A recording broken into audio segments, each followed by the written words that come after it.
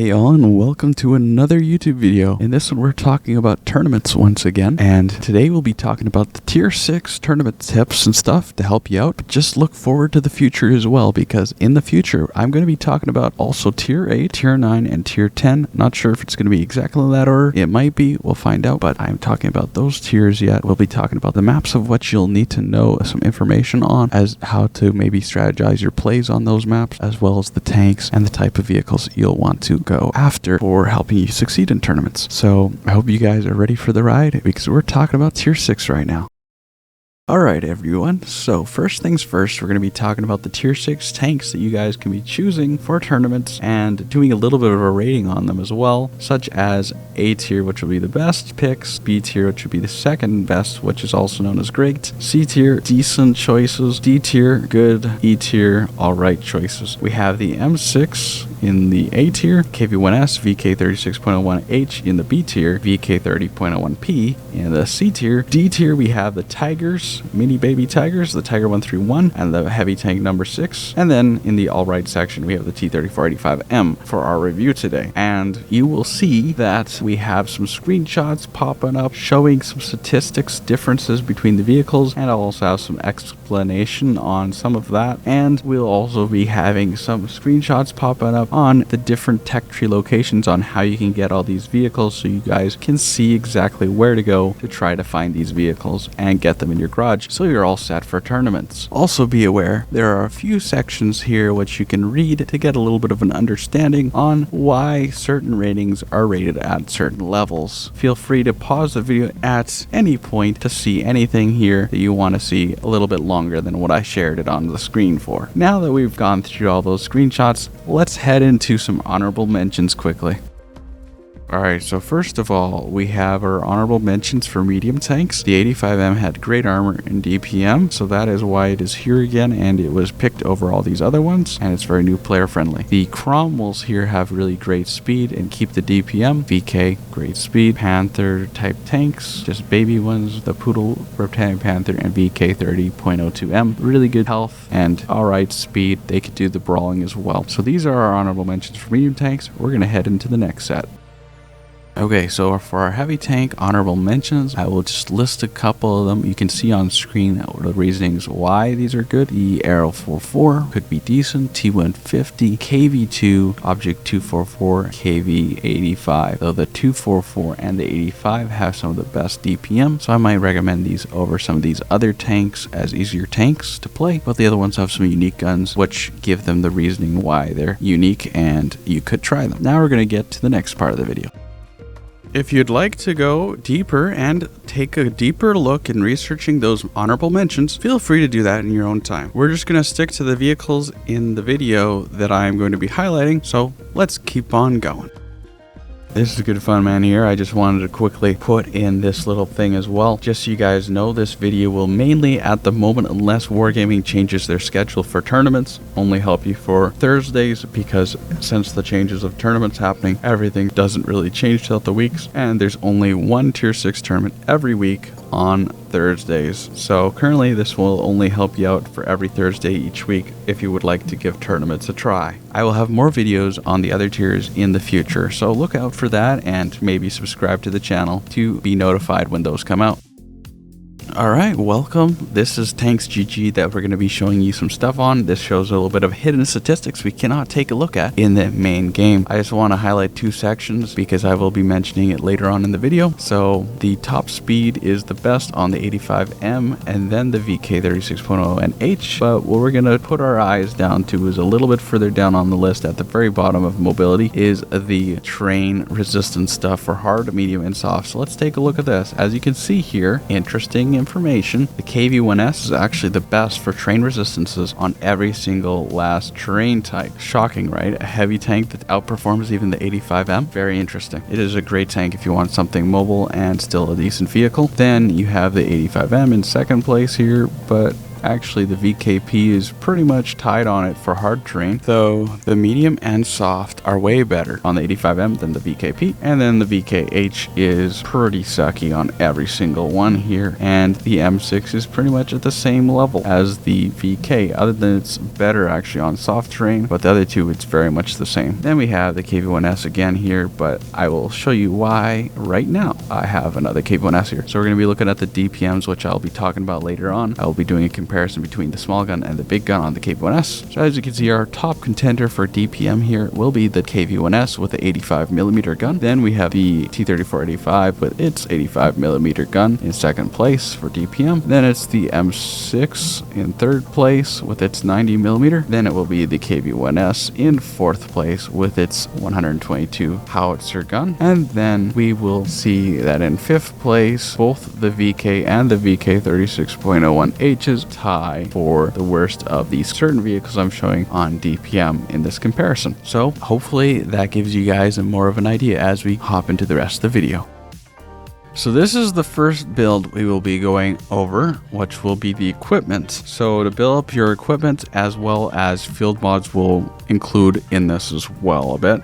As we follow through it, we'll be again comparing the three vehicles that I think are some of the top vehicle picks for mediums and heavy tanks, and that is the M6, the VK 36.01H, since it really does relate to the VKP, as well as the Tigers and so on. And same, we will be also for the mediums be going over the T-34-85M in this equipment review, and following this review we will be talking about the crew and then getting into some gameplay. So I have this whole comparison section, so we're going to take you there, but basically before I do that, I'm going to tell you guys the majority of what we're going to be doing on pretty much every single tank. Basically, for your 3 slots of equipment, right, there are 2 pieces of equipment that I am just going to insist to you guys is a must. But I would say make sure you have hardening and make sure you have a rammer. Why? Because in a tournament, you are going to be having to make sure you have good damage output as well as good survivability, because the longer you keep your tanks alive in the tournament, whereas this case is a 2v2, so as long as you keep yourself and your ally alive, the better, and also the more damage output you can do, the more you'll just win the game. Because if you're not bouncing shots, and if you are making your shots count and getting lots of them out, you are going to be the victor in any tournament round. So I recommend, even on the mediums and on the heavies, a rammer and hardening. Then the third slot is the one which you'll be questioning. So we're going to go into the comparison where I have all 3 vehicles already set up for this. Welcome to the comparison section. I just wanted to point out that slot 1 here is the M6. These are all exactly identical, other than the third piece of equipment is different. I have no crew perks affecting any of these vehicles. They're all using standard pieces of equipment of a hardening and a rammer, and then the third slot varies, and they have the same field mods across the board for each vehicle, other than the medium has different field mods than the heavy tanks, and of course the food and consumables are the same, as well as the rammer and the camo is activated on everything too. Plus they're all using gold ammo. So the first one has hardening, rammer, and vents. The second one will have hardening, rammer, and turbo, and then the last one will have hardening, rammer, as well as the coated optics, and then it goes for the same in each other the vehicle as well. So this would be vents, that one would be turbo, coated optics, vents, turbo, coated optics. You get the point. And then everything else is identical. So we're going to quickly run down the field mods of what I have on these vehicles, and that will be all-terrain suspension on the M6, and then parallax adjustment with periscope,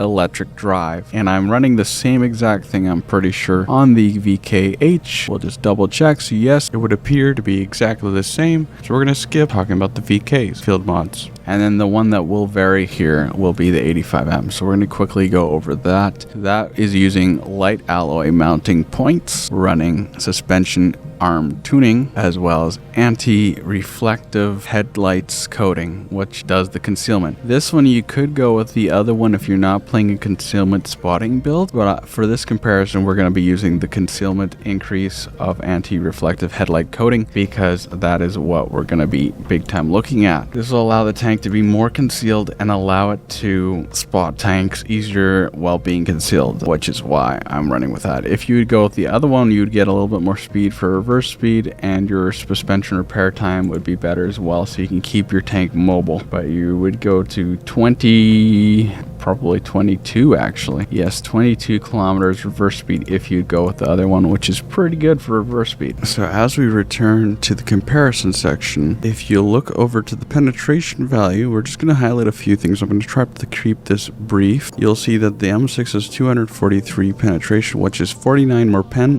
better than the VK and T-3485M, hence why it's in first place. We're going to look also at a few more things. Gun depression is better. HP is obviously beat by the VK, but not by the 85M. The 85M loses against the M6. When it comes to engine power with the turbo, it goes over to 1,000, or if you go by 960, basically, as you can tell here, the VK's got the worst engine power, then the 85M, and then the M6 has the highest. It's some very impressive engine power. Specific power is also really high on the M6, not that much different than the 85M, as you'll see here if you're looking at this. It's another one to definitely look at. And when it comes to top speed, we have pretty average 35 on the M6, but it can go up to 39 with the turbo, and as you can see with the 85M, it's definitely the fastest, obviously, with it going 53 or 58. The top speed is really high on the VKH, but again, because specific power and engine power are kind of lower on that tank, don't count on it. Speed is not going to be that reliable. And the final thing we're going to quickly go over is the view range on these tanks, which, as you'll see, the M6 is actually only 10 view range higher than the 85M, which means the 85M is actually in last place here, with the M6 being slightly higher and the VKH being at 406 view range without any coated optics, which you can then get it even higher.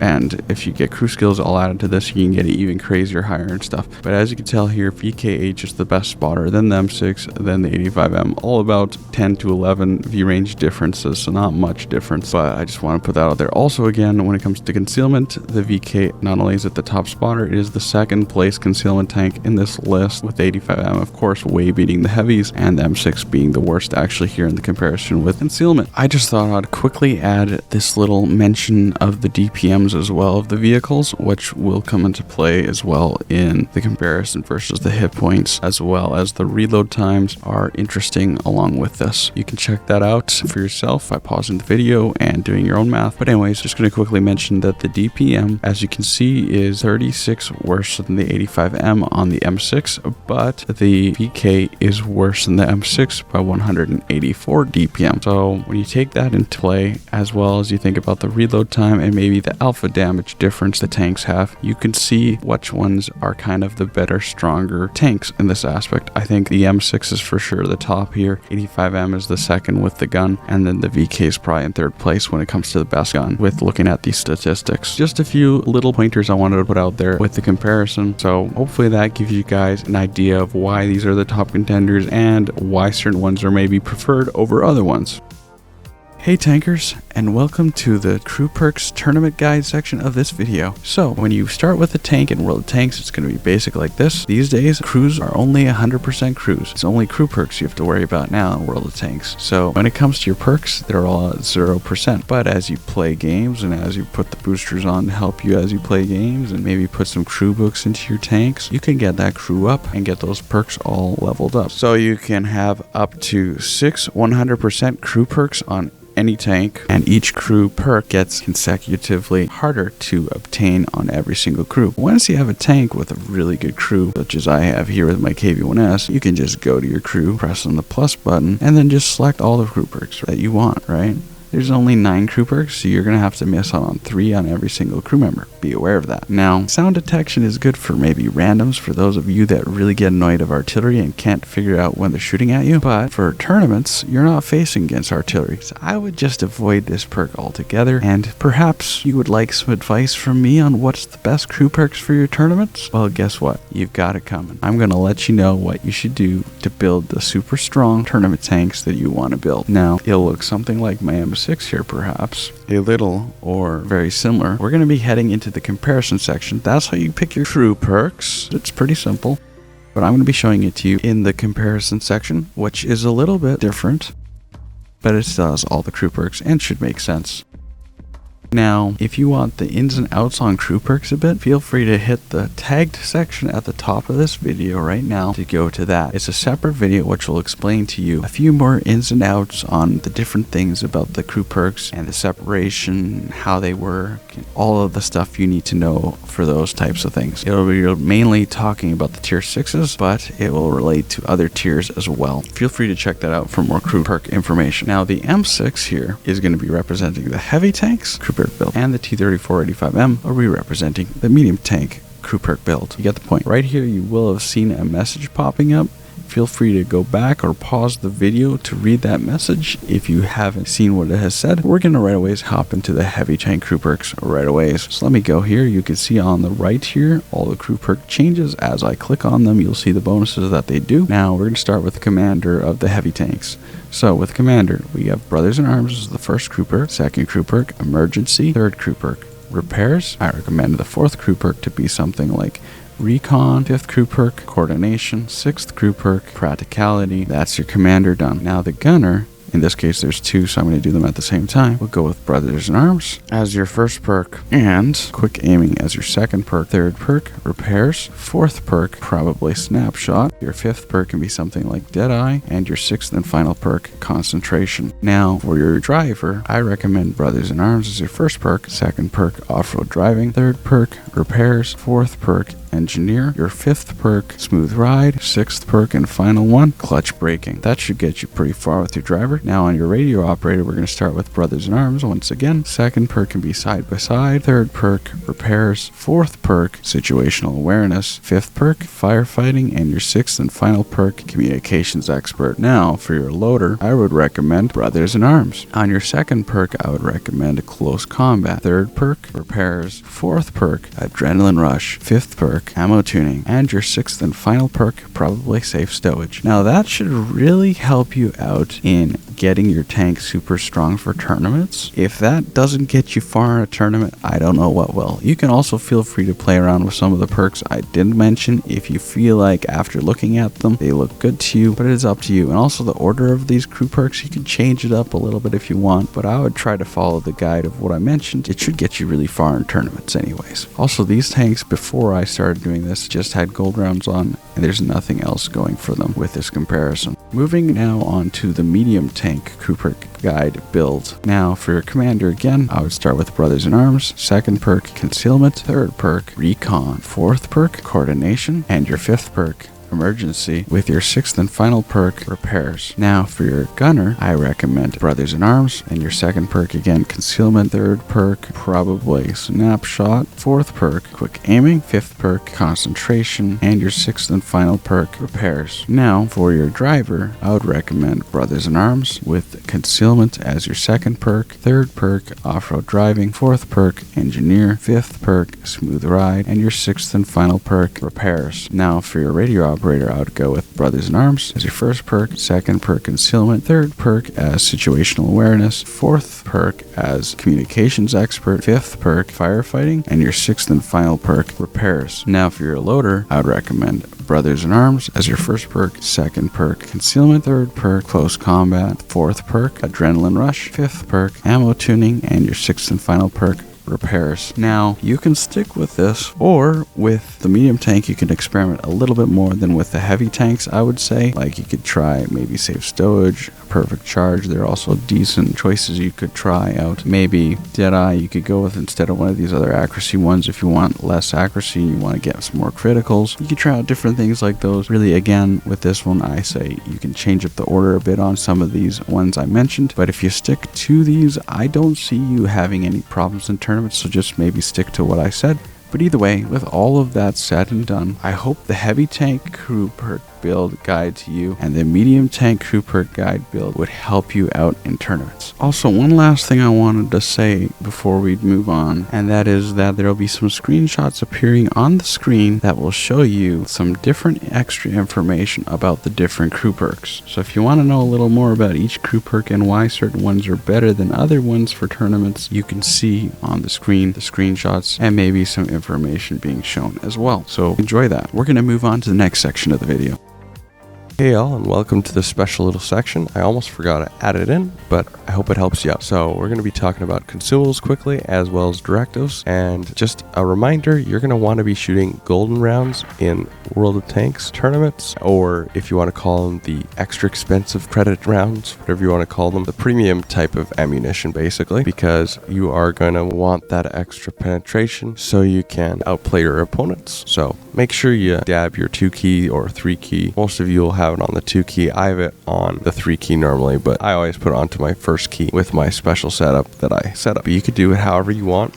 Your consumables might be different as well depending on how you set those up, but either way, make sure you have a large repair kit and a large first aid kit, because you're going to be wanting to go with the more expensive ones again than the regular up at the top here, because it's a tournament. You want to have the best of the best so you can actually outplay your opponents and win. Now, the automatic fire extinguisher could be a decent option if you feel like you don't want to risk being set on fire and your crew's not that experienced, or you don't have directives for the fire one, which I'll be mentioning in just a second. But most people are going to be wanting to run food, so depending on the nation of your vehicle you're running, the food name is going to be a little bit different, but it's going to be the one that does the 10% to crew efficiency bonus. So make sure you grab that large repair kit, large first aid kit. You'll be pretty set, or an automatic fire extinguisher instead of the case of cola. That would be what I would recommend for consumables. So hopefully that helps you out. It's just a minor little thing, but thought I'd talk about it a bit. And then for directives, you have on the top here the tab for equipment or for crew. I'm going to quickly mention for the for crew one, I'd probably only recommend to most of you to grab the experienced firefighter. Again, if you don't have that crew skill and you want to avoid fires and you're running food. Now, there's also natural cover, which isn't bad if you're playing a medium tank in a tournament, but otherwise, most of these other ones you could probably skip since you're just going to be building up your crew anyways. Now, when it comes to equipment, most of you will be running a gun rammer anyways, so if you have any orderly ammo racks lying around, they can cost bonds just regularly for purchasing it. So hopefully you just have a bunch of them in stock and you can just put on an orderly ammo rack on your tank and make sure you have it on auto resupply. Same with consumables, and you should be all set to be super competitive in your tournament so you can win and outplay your opponents. Alright, so besides the orderly ammo rack, which is probably the best one you can use of all these directives for the equipment section, I also am going to highlight that the vent purge is a really strong one as well. It's not quite as good as the ammo rack one if you want to boost your firepower, but it also boosts a few other things as well. So it's another alternative if your tank cannot carry a gun rammer. Now, these pieces of equipment work only if you have them on your tank as pieces of equipment. So because I have the rammer and I have the vents, I can use the rammer and the vents one. Hardening doesn't have a special one, as you can see here. Now, the middle three here you have to earn through special game modes, so be aware of that, such as frontline and other modes. Now, the top three you can buy for bonds, and same with the bottom two. The bottom two are 12 bonds a piece, so they're the most expensive compared to the ones at the top, but I would recommend that the optical calibration is also a really good one for a light tank or a medium tank in a tournament if you're playing that range-based tournament gameplay. More so you'll see that at higher tiers than lower tiers like tier 6, but just something to think about. And then there's also exhaust installation, which is another good thing for those types of tanks. Now, the pre-battle maintenance you could use if you think you might get permatracked, but otherwise that was not super great. Or if you want to stop yourself from, I guess, getting ammo racked or fires as well, it might be good for that too if you have no other option for that and you happen to have it on your tank. I don't see though that it would be meta. Polished lens, it's decent. Aim tuning is decent, so if you got some aiming equipment stuff on your tank, say like a KV2, could be coming in handy. Filter fuel replacement, well, if you got a turbo, that's gonna make your tank go even faster. Not with top speed, but your top speed anyway is better with the better engine power. So these are the pieces of equipment. Again, I do highlight the bottom two more over everything else here, but depending on your vehicle, you may be able to make the other ones work as well. Alright, so I'm going to quickly go to the crew section again for directives and quickly mention some things because there's some interesting differences between these two. Like I said, the equipment ones, you need to make sure you have the right types of equipment actually on your tank to be able to use them, whereas the crew, it's a little bit different. You can have any single last one of these crew perks directives used, and if you don't have any of these perks that are related to the these directives on your tank, you get that perk basically as an extra one guaranteed for free for your crew, and it will operate for your tank 100%. Now, if you already have the crew perk and you're going to use one of these crew ones, this is what it does for you. So in the case of all these, I'm just going to quickly go over them all. So in the combat course, it's going to double the effect of your clutch braking. Now in the gearbox in Tracy, you're going to get a double effect for your smooth ride. Now with the heightened vigilance, you'll get a increased percent, or you'll get an increased amount for increasing your sound detection abilities from that perk. Then you have Shell Organizer, which you're going to get a triple effect with your safe stowage. You're going to get a double effect with your snapshot, also known as steady hand. And experienced firefighter, you're going to get an increased amount of times for how effective that's going to be. Focus on target, you're going to get double of the effect of your designated target. Now with natural cover, you'll be getting an extra 10% to your vehicle concealment. Now with the thorough preparations, you'll just get an additional double of what the effect of what it does for you with your consumables. Now that is what these do. Most of them will double or triple, or if they're a specific one, they'll give an extra boost of whatever wargaming had decided for them. You can feel free to look at those in more detail. Again, you know which ones I recommended right here. So that's all I'm going to say for the directives and consumables part of this video. We're going to head on into the next section. Just a reminder on the format of the tournaments and some pointers. Feel free to pause and look at what was briefly shown.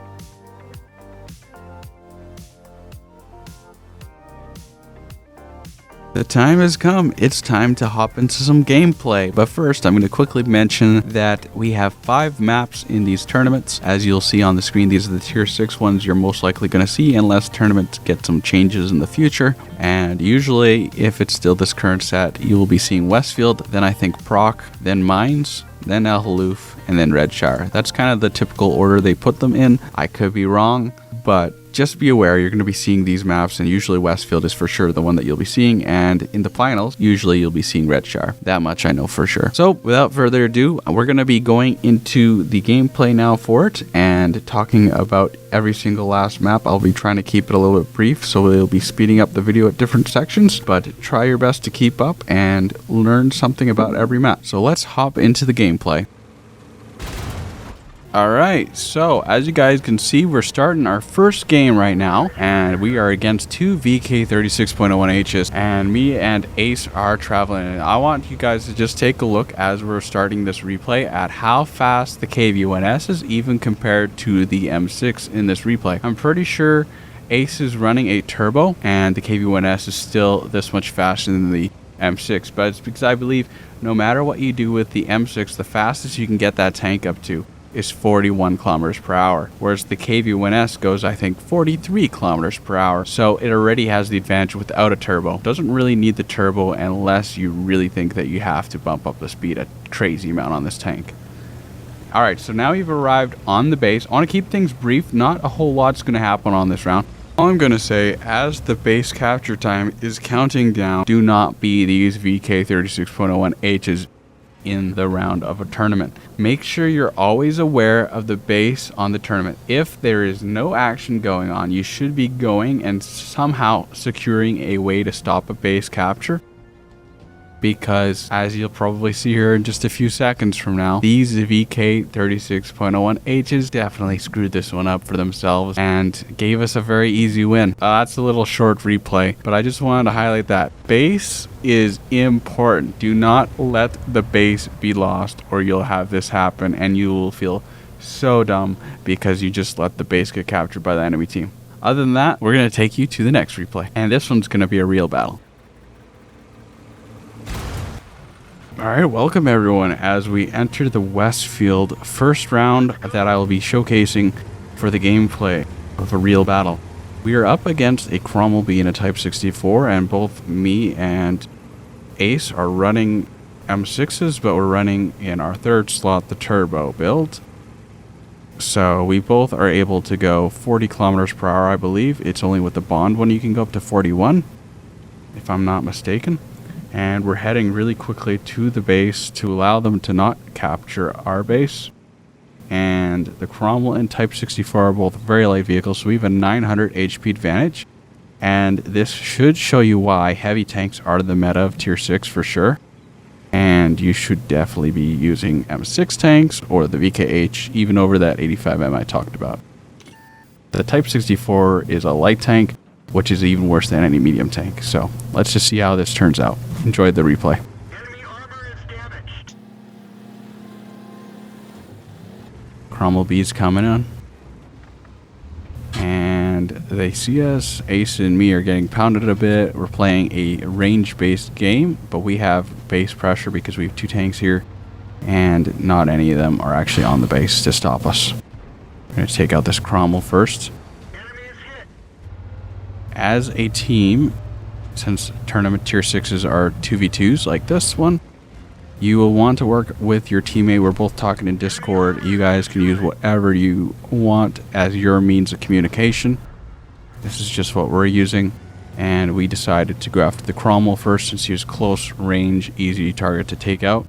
Now I've got base control, and the Type 64's actually got to come out to me to stop me from capturing the base, because I could just sit here all day long and just capture the base and make it a win. He's got the pressure to come towards me. I don't have to do anything.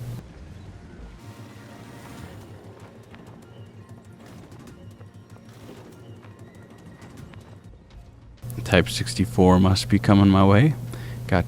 Yes, there he is. He's on the base just around the 20-second mark. And now I'm going to go after him and nail him with a few HE rounds, which I prepared because I know he's got some of the worst armor for any tier 6 tank in the game. And we put 2 HE rounds in, and victory. Nothing went wrong with that round. That was a very smooth round. Again, 900 HP advantage. Don't bring lighter tanks.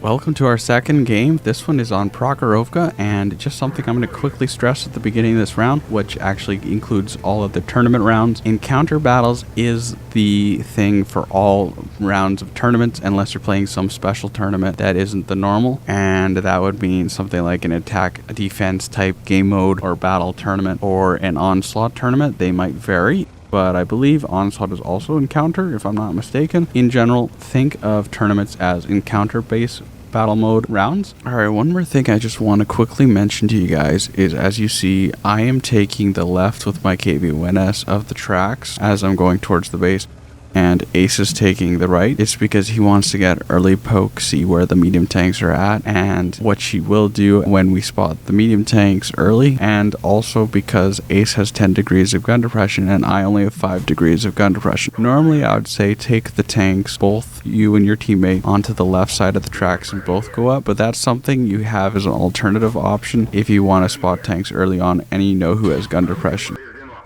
And as you can see, I'm playing the KV-1S on this one with the smaller gun. I believe it's the 85mm if I'm not mistaken. This thing shoots way quicker, I tell you, than the derp, and is way more accurate. So if you're somebody that doesn't have the skill of using the derp, if you haven't played that a lot in random battles, I wouldn't recommend it. As you can see, this thing has such good accuracy. It's kind of like, plays like an 85M in a sense, this gun, a bit. So it's like the 85M's gun on a KV-1S. Its alphas actually is less, but its penetration is pretty good, and the DPM is around the same mark, if not slightly higher. I would have to check that, but it's really good DPM. So this is a very good alternative gun on the KV-1S. We're just testing it here. So if you would be thinking of playing the KV-1S, don't think that this is a bad gun to try out. And as you can see on Prokhorovka, really all it is get to the base, take the base, win the base, victory. Again, we're fighting medium tanks. Don't recommend that. They just don't have the HP. Alright, welcome to the third official battle. We are on mines now. This map is pretty simple and straightforward. So we're going to speed up this first section and just talk about the battle. We just had a lot of talk about with the KV-1S, which is why the other ones were a little bit longer.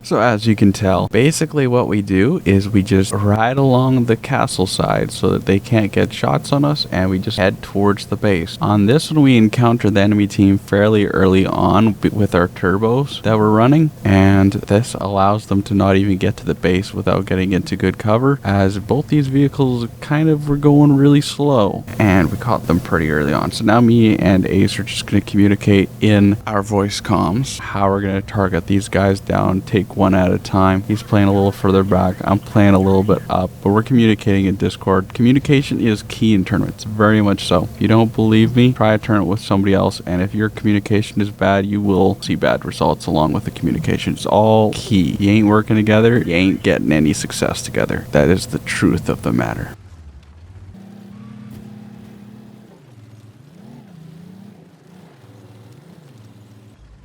So as you can see here, I am trying to do some reverse side scraping on the VK right now. Me and Ace are pretty healthy. We have 400 hit points up. I'm going to start the base pressure by going on the base. They're so crippled with their positioning because we stopped them. I'm going to go for a shot there, miss against the VK as I go towards the next building. This makes the VKP think he can cross and go after Ace. I don't know why, but then obviously I'm ready to support him. And we both put a few more shots into that VK, and the VKP is not going to last much longer. I'm now focusing my attention at the VKH because Ace has told me he's got the VKP, no problem.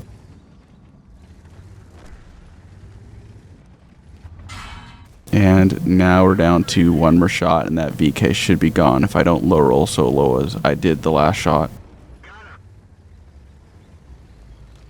And that is another victory. Pretty simple and straightforward. Just take the base on mines, and the rest is history. Alright, so we are on our fourth map here of the 5 maps. This one is El Halluf, and this one is definitely one of the trickier maps, if not the trickiest map of all the maps, because it's got such an open base. I mean, it does have cover with the hill there in the DC4 area there, but we also have, it's pretty exposed, and you've got options and multiple angles of how you can shoot the base area. And in this one, as well as the last replay we'll be going over, you will be seeing us fighting Red Balba and Tiger Sober, which are often make it to the finals, I would have to say. And they're both really good players and regular tournament players as well. So as you can see here, we have Ace hop onto the base with his turbo and I play back. So on this map, it's tricky to know what to do. There's multiple things you can try out. These guys like to draw out the battle and just surprise attack us. It's a very unique strategy, and unfortunately it's a very hard one to combat as well. If you do know what you're doing, it can be very devastating. So right now, unfortunately, with the strategy that me and Ace are going with, we're going to be very separated. But he's putting on the pressure, the base pressure, so they are going to have to do something. And what I'm doing is just overwatching him and protecting him the best I can, so that if anyone does go to try to get on top of the base to stop Ace, that I would have fire that I can just rain on them, and they would take heavy damage before they even get on the base.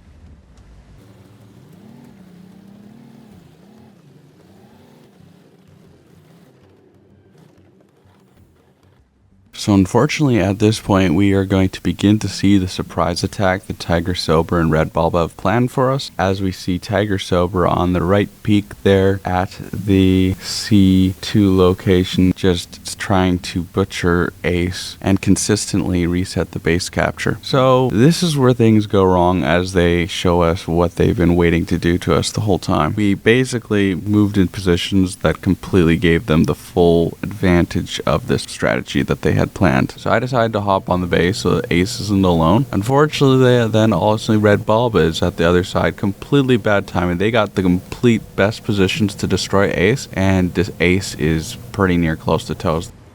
This is just terrible. Their timing, their positioning, and their great pinning down of Ace was just too much to even come back from, unfortunately. So on this one, we're going to lose, as you are seeing. But just think of the positions that you've been seeing people play on this map. There is the strategy of putting one on base, and when defending the guy on base, there's the idea of going to the C2 area there and getting in that little crack area there and between those two sections and just farming the people on the base to get resets. It's a fairly decent spot to go to get resets, because you can reset pretty much both sides as long as they're not hiding too much. And really it will come down to who can do the best trades and stop the base capture. Otherwise, on higher tiers you will see some different plays near the section of the map in like maybe the F6 location where all those buildings buildings are. You will see players play that at higher tiers, but when you're playing tier 6 and heavy tanks are the meta, that's not really something really seen. It's more so for the higher tiers when medium tanks are at least competitive.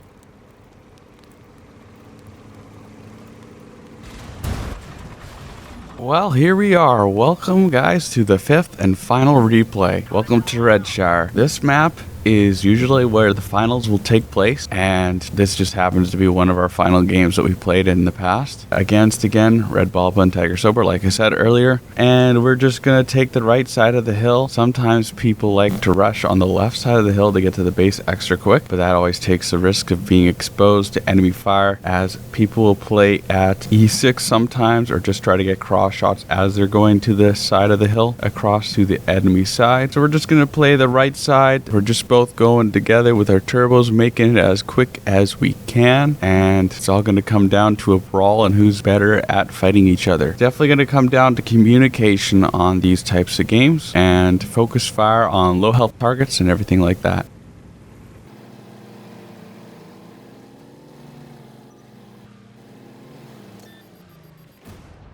Alright, so I took 2 hits, but I only gave 1. Not the best trading for the start. And me and Ace are choosing Red Balba. I'm going to die very quickly. This is actually very risky.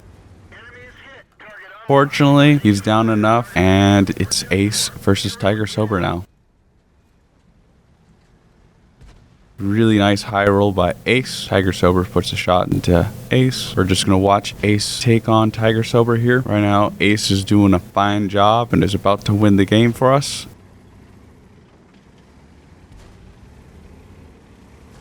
And he does a little bit of good ram damage to Tiger Sober. Comes down to both tanks being a one-shot, but Ace takes the win there for us. So really, on this map, it ended really quick, so I need to quickly mention this. This map, really, it's just get to the base. Sometimes you'll have lighter tanks at higher tiers trying to flank, but in this case, it's just get to the base. There's a lot of bushes on this one, so this one could be one of those maps where people like to play a little bit spotty. But for the most part, it's just get your gun depression going on with your good tanks and just outperform the other players as you target the low health tanks, and be aware of protecting your teammate every now and then if they're getting low on the HP values. Other than that, this map is basically just a brawl by the hill.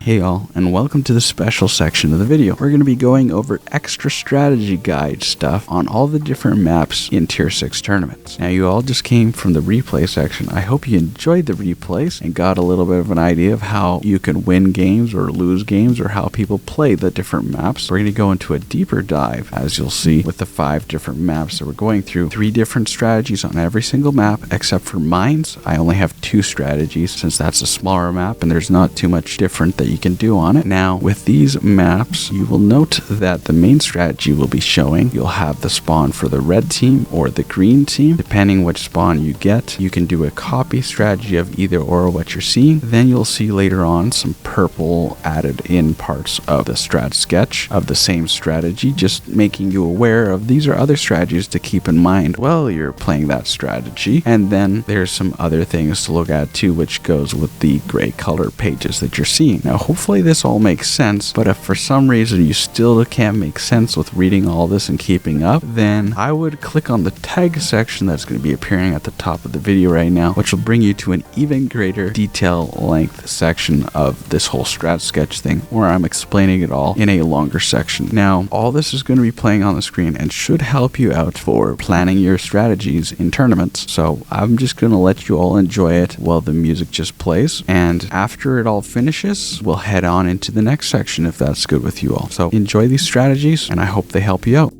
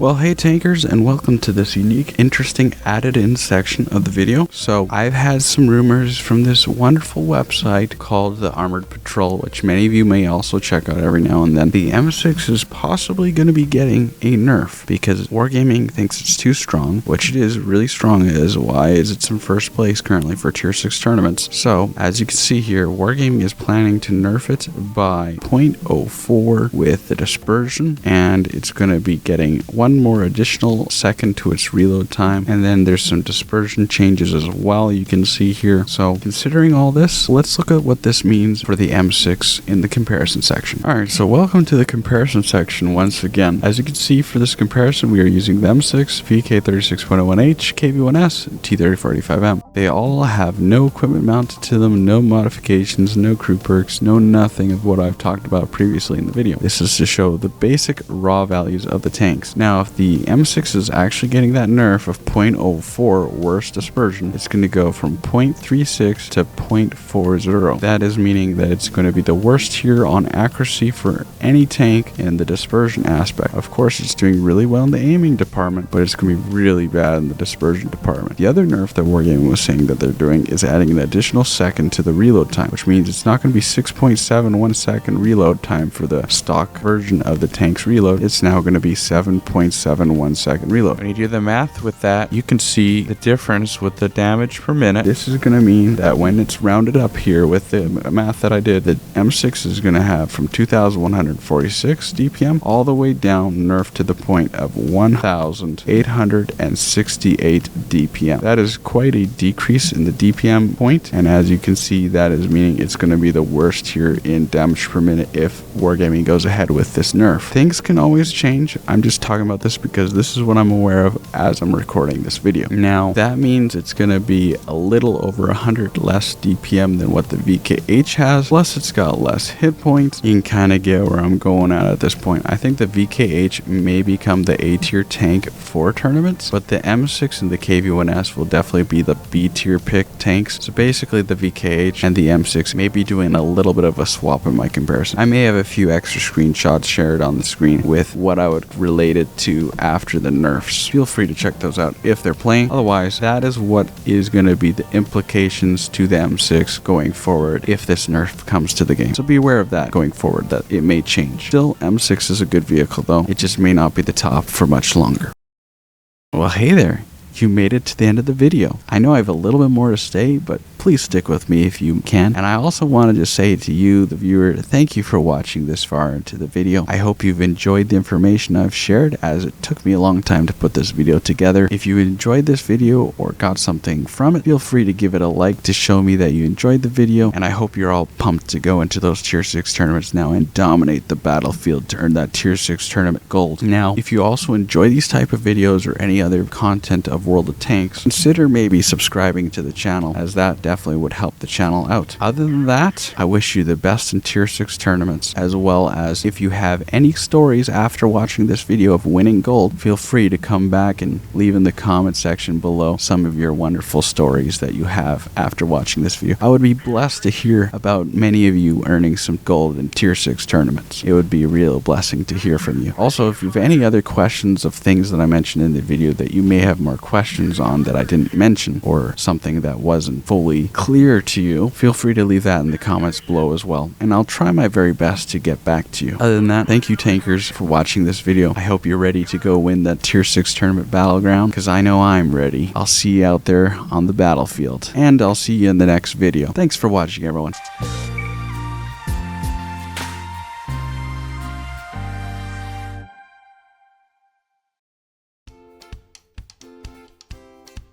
If any of the videos that are popping up on the screen right now interest you, feel free to take a look at them. Otherwise, thank you so much for watching the video and have yourself a wonderful day.